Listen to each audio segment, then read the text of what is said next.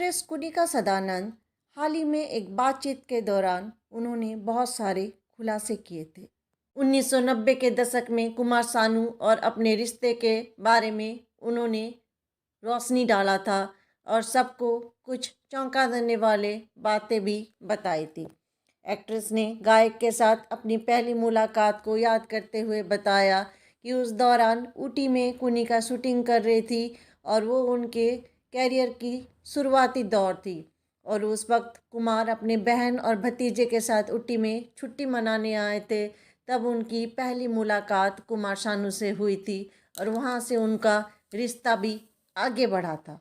बातचीत में आगे ये भी खुलासा किया कि कुमार सानू उस वक्त अपनी निजी जीवन में बहुत ही चैलेंजिंग टाइम से गुजर रहे थे। दरअसल आशिकी गायक ने एक बार नशे की हालत में होटल की खिड़की से कूदकर अपनी जान देने की भी कोशिश की थी। हालांकि वहां पर जो लोग मौजूद थे उन्होंने उनको बचा लिया था। बातचीत में आगे कुनिका ने यह भी खुलासा किया कि कुमार सानू ने जैसे ही अपनी जान देने की कोशिश की उसके बाद से ही उन्होंने अपनी एक्स वाइफ रीता भट्टाचार्य से अलग रहना शुरू कर दिया था। 5 साल तक कुमार और कुनिका पति पत्नी की तरह जिंदगी बिताते रहे, शादी के बिना ही।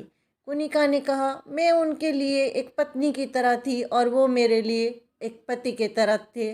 मैं उनको अपना पति मानती थी।